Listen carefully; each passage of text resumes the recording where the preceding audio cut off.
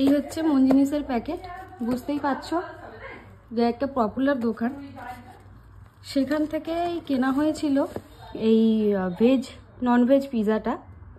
তো এই দেখো, এতদিন দেখতাম ভিডিওর মধ্যেই, বাট আজকের যে আমার সাথে এরকমভাবে বুঝতে পারিনি। লাইটটা একটু কম ছিল রুমে, সেই জন্য বুঝতে পারিনি। তারপর লাইটটা জ্বালতে মানে আমার হাফটা আমার পেটে চলে গিয়েছে, আর এই হাফটা রয়েছে, তারপরেই দেখতে পেয়েছি। দেখতে পাচ্ছ এটা কোথাকার কল্যাণী, তাই তো?